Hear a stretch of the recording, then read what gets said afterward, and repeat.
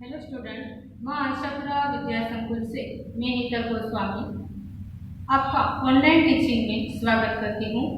आज हम स्टैंडर्ड 9 जिसमें सब्जेक्ट है हमारा संस्कृत और टॉपिक है समर्चनम यानी कि वर्शिप, गॉड को याद करना, गॉड की स्तुति करना। यह हमारा समर्चनम जो चैप्टर है वह वेदों में से लिया गया है। वेद के बारे में तो आप सभी ने सुना ही होगा। हमारे 4 वेद हैं, ऋग्वेद, यजुर्वेद, अथर्ववेद और सामवेद। यह वेदों की परंपराओं के अनुसार मंगलाचरण यानी कि जब भी हमें कोई भी शुभ कार्य आरंभ करना हो तभी मंगलाचरण से यानी कि भगवान का नाम लेके कोई भी कार्य है वह हमें स्टार्ट करना चाहिए। तो आज हमारे स्टैंडर्ड 9 की सब्जेक्ट संस्कृत की पहला चैप्टर हम आज मंगलाचरण यानी कि भगवान के नाम से भगवान को याद करते हुए इस बुक की हम आज स्टार्ट करते हैं, जिसमें पहला हमारा चैप्टर समर्चनम। यह चैप्टर के बारे में मैं आपको कुछ बताती हूँ। The Vedas are the authentic and authoritative books the essential Indian society and religion. क्या कहा है कि हमारी वेद हैं वह वैदिक परंपराओं के अनुसार यह चैप्टर है उसमें से लिया गया, जिसमें मैंने आपको पहले ही बताया कि वेदों में से लिया गया है।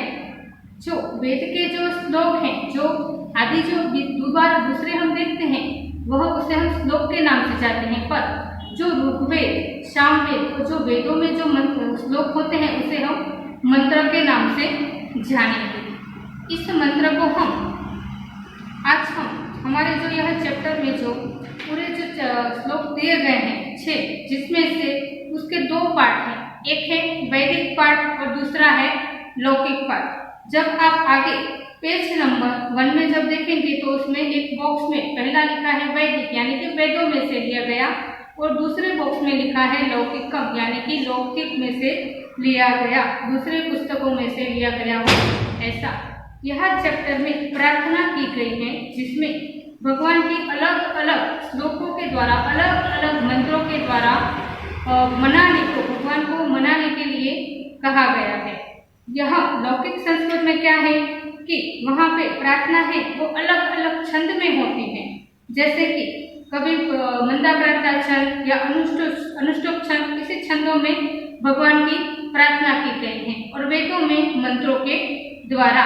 जिसमें आज हमारा पहला श्लोक जो मैं पढ़ रही हूँ जो वैदिकम में से लिया गया है यानी कि वेदों में से।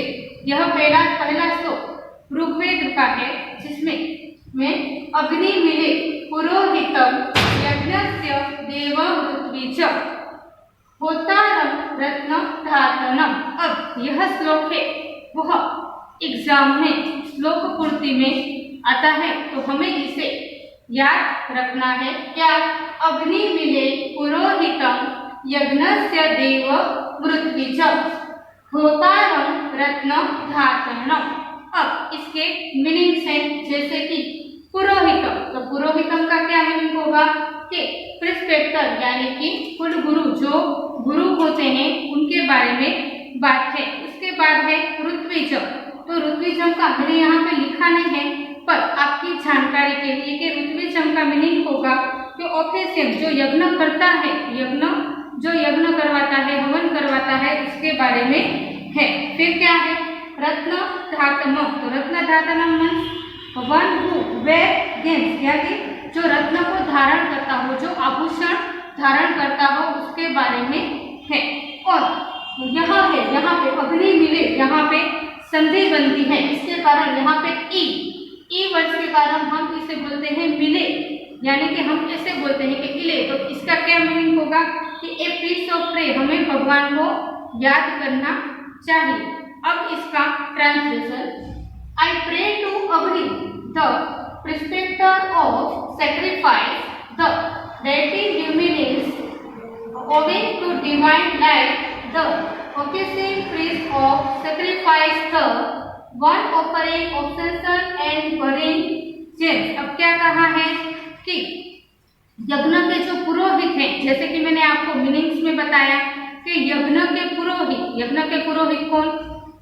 कि जो यज्ञ करवाते हैं उसके बारे में बात है। दिव्य प्रकाश वाले देव। अब यज्ञ के पुरोहित कौन होते हैं? अग्निदेव। अग्निदेव के बारे में यह श्लोक है। तो जब हम यज्ञ का कुंड लगाते हैं तभी हम उसमें अग्नि को जब प्रकाशित करते हैं तो क्या होता है, चारों तरफ जो प्रकाश है वो आ जाता है। तो क्या कहा है कि यज्ञ के जो पुरोहित हैं, दिव्य प्रकाश वाले जो देव हैं, और जो यज्ञ करवाने वाला होता है कौन, कि हमारे जो कुल गुरु हैं वह हमें यज्ञ करवाते हैं। उसी को होम हवन करने वाला, कौन होम हवन करने वाला, कि हमारे कुल गुरु वह क्या करते हैं कि रत्नों को धारण करने वाले देव कौन। मैंने आपको पहले ही कहा, जब हम यज्ञ में अग्नि को प्रज्वलित करते हैं तभी चारों ओर क्या होता है, अंधेरा होता है वह दूर हो जाता है, तो उससे प्रकाश होता है। तो उस प्रकाश के देव अग्निदेव, अग्नि को देव माना गया है। तो जब भी जो रत्न को धारण करने वाले देव अग्निदेव, उसको मैं याद करता हूँ, उसकी मैं स्तुति करता हूँ, उसकी मैं प्रार्थना करता हूँ। तो यह पहले श्लोक में क्या कहा है कि यज्ञ के पुरोहित यानी कि हमारे जो कुल गुरु हैं वो हमें क्या कराते हैं, यज्ञ करवाते हैं। पर यज्ञ करने से पहले हम क्या करते हैं, हाँ, कि यज्ञ करने से पहले हम हवि हैं उससे हम हमारे यज्ञ को चालू करते हैं और अलग अलग देवताओं को हम हवि देते हैं, जिसमें अग्निदेव सबसे पहले आते हैं। तो उस अग्निदेव को मैं याद करता हूँ। यह हमारा पहला श्लोक हुआ जो ऋग्वेद में से आया था, और इसे हमें श्लोक पूर्ति में याद रखना है।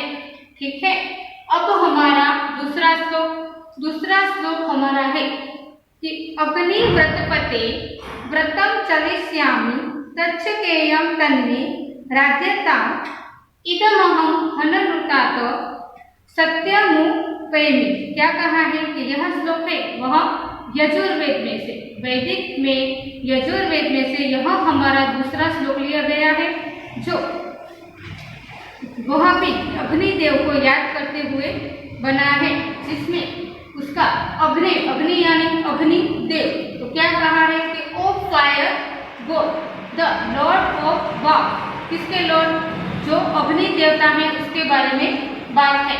I will observe your work, let it be made successful, I shall go towards the truth from the falsehood. क्या कहा है कि अग्नि व्रतपते, जब ओ गॉड फायर, क्या अग्नि व्रतपते उसका मीनिंग होगा ओ फायर गॉड, फायर के देव यानी ओ अग्नि देव। जब आप, फिर है उसके बाद व्रत चलिष्यामि यानी कि व्रतों के अधिपत्य, यहाँ पे सत्यम और तत्मे और उपैमि इसके मीनिंग लिखे हैं। इसके दौरान और भी हैं, जैसे कि सकेयम, हमारी सकेयम का यानी कि समर्थ होना, कोई भी कार्य है उसे हम हमारी दृष्टि से पूरा कर सके, तो शुड बी एबल।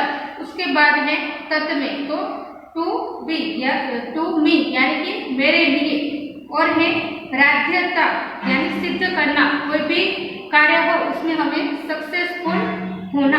उसके बाद है अनुव्रत अनुतात यानी कि फ्लैश फूड सबसे लास्ट में, ठीक है, और उसके बाद है अनुत्रात फ्लैश फूड, और सत्यम यानी कि ट्रुथ बोलना, उपैमि यानी कि जाना। अब क्या कहा है इसका ट्रांसलेशन में कि जो व्रतों के अधिपति देव हैं कौन है, अग्निदेव। कोई भी कार्य है वह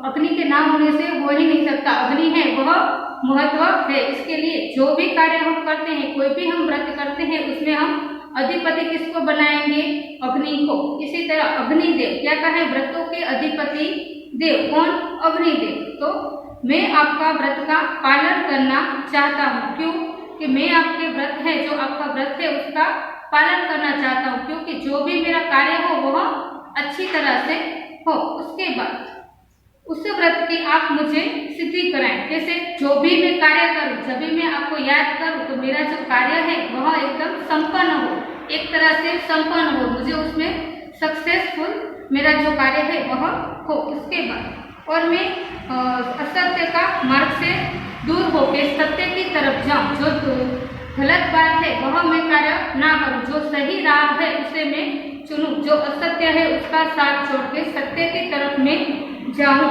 उस मार्ग की ओर मैं गति करूं जो मार्ग मेरे लिए सही हो। दूसरे श्लोक का ट्रांसलेशन और एक बात कि जो आप व्रतों के अधिपति देव हैं और अग्निदेव, तो मैं आपका व्रत करना चाहता हूँ। क्यों?